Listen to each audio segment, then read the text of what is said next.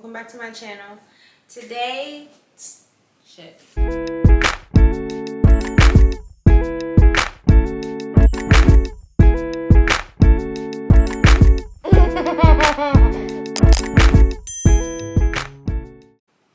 Hey everyone, welcome back to my channel. Thanks as always for tuning in. If you haven't already, like, comment, and subscribe. We would love for you to join our community here. I am Kayla. I am the founder of Fitmomsblog, and thank you for joining Fitmoms News. Today's episode is about postpartum.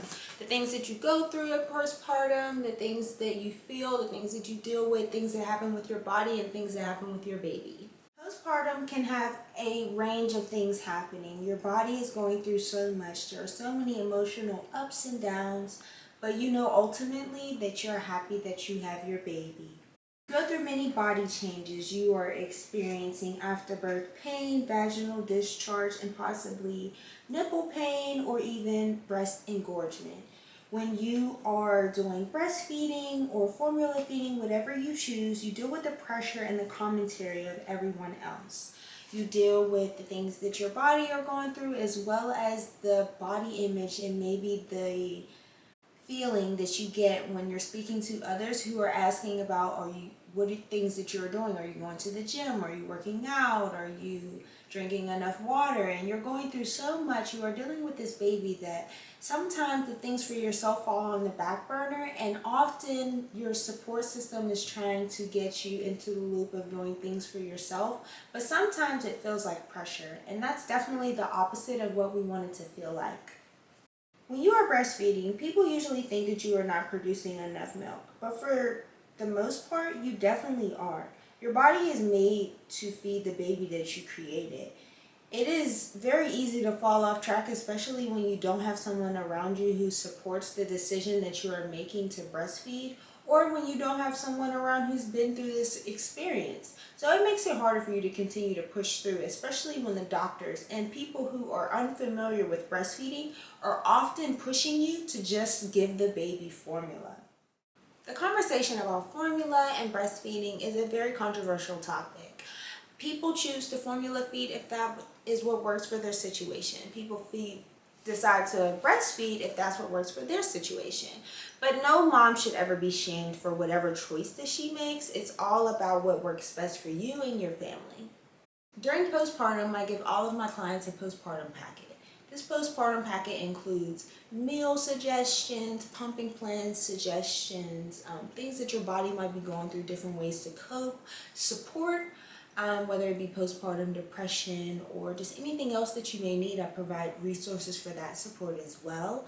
And just general information that mama may be looking for, cues for baby, or just things that she may be looking for within her body. And skin issues and hair loss is often something I hear moms go through.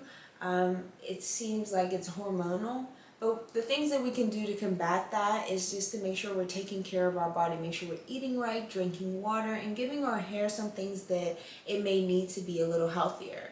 If you head over to fitmomsblog.org, we have hair and skin oil. It can be used for your hair and your skin, but it has properties in it, herbal properties that are needed to help your hair growth. So I suggest heading over to my website and purchasing some FitMoms herbal oil.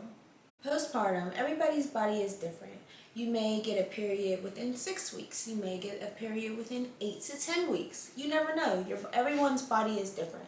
But that first menstrual cycle is definitely going to be something that you aren't used to. It'll probably be very heavy, be very painful, and I just want you all to prepare yourselves for that as you go into postpartum. Are you experiencing emotional changes? For you, that's normal. After having a baby, we go through so much. We are fluctuating our emotions, our hormones are all over the place, we are tired, we're probably hungry, sleep deprived. So a lot of things in our body are just not where they're supposed to brain fog, you may be forgetting things, you may be losing things, misplacing things. You just are going through a lot. So I want you to take this time to realize that it's not just you, it's every mom, and we have to come together as a community to be able to help each other with these things, because we have all been through it. And when we see another mom, especially a first-time mom who hasn't dealt with these situations yet, we should be able to provide a lot of information to her to help the process be easier for her. I know there are a lot of things that we probably wish were shared with us during our pregnancy journey or just our postpartum journey, and that is what this is about. We need to spread the information in order to help the next mom. Do you have a support plan? Postpartum, you should always have a support plan, and that goes as far as your partner, your mom, your sister, your brother, your cousin, your best friend, whoever it is that is part of your team that will be there to help you, because postpartum, that is the time where you need to be sitting down. You need to be relaxing. People need to be helping you out. I mean, you are pushing a baby out of your body. You need the time to rest. You need the time to recoup. So it would be awesome if you have people around who can cook for you, help keep your house clean, tend to your other children if you have other children. It's just important to have a support team, because there's so much that you need postpartum, and you just want to be able to cater to that newborn as well as have everything else taken care of. So if you have a support team that is behind you and make sure that you have everything you need, you're set. If not, start trying to figure out who that support team could be and make sure they're close during your postpartum time, because you're definitely going to need the assistance. Skin to skin is very important. It calms you and the baby down. It helps you all to exchange energy, and when you do it, you feel it. You can feel the energy exchange. You can feel baby calming down. You can feel baby feeling that comfort. I mean, you were baby's home for 10 months. You have to understand that they are transitioning into a completely different world, and you're all they know. So the reason they get so fussy when they're away from you is because you're literally all they know, and they're just transitioning into a new world. So we have to give them some grace, and I know we can get impatient or maybe even overstimulated, but we are helping them transition into this new world. So we just have to be patient and go through the motions with them.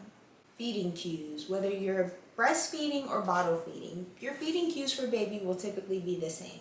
Baby will start to turn their head to the sides and open their mouths. It's the movement as if they're looking for the boob, so that's when you know that they're hungry.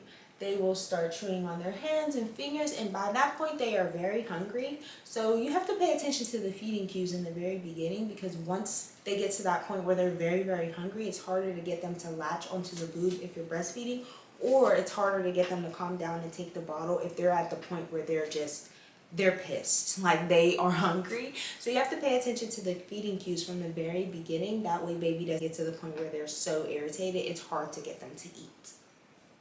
It is very, very important to pump, especially if you want to build that freezer supply so you can have some time away from babe. You should always pump after you feed. So if you feed right after you put baby down, birth baby, you should sit down and pump for at least another 20 minutes. This will encourage your body to continue to make more milk. It will signal to your body that baby needs more milk, and it's just good to empty your boobs out so that you can completely fill back up.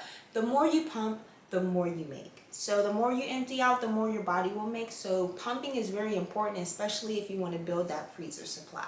Mamas always want to know, what should we eat or drink, or what should we do in order to help our breast milk supply? Well, I have the tips for you, and they're very simple.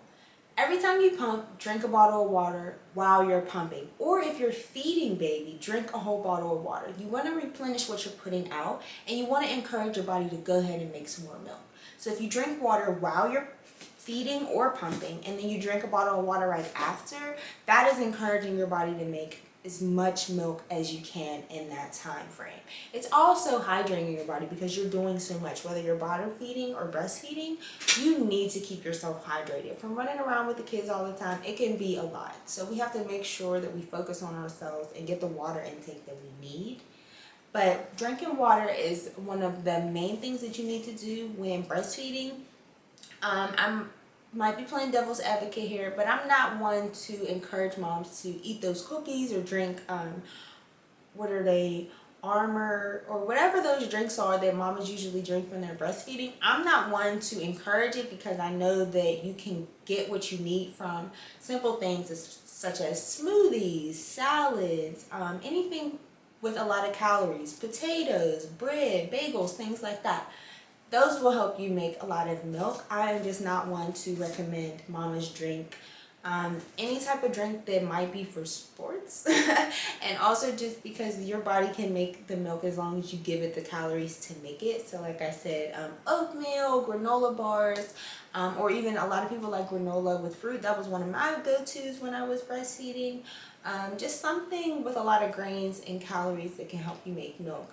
If you want to try cereal, you can do like cream of wheat, or you can do oatmeal, or you can do frosted mini wheats. I liked frosted mini wheats when I was breastfeeding. It's basically like oatmeal but in a different form, and it helped me to make a lot of milk.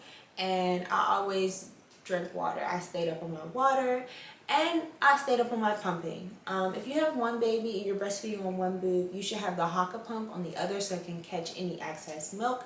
And then when you switch baby, put the Haka on the other boob so that you can again catch any excess milk.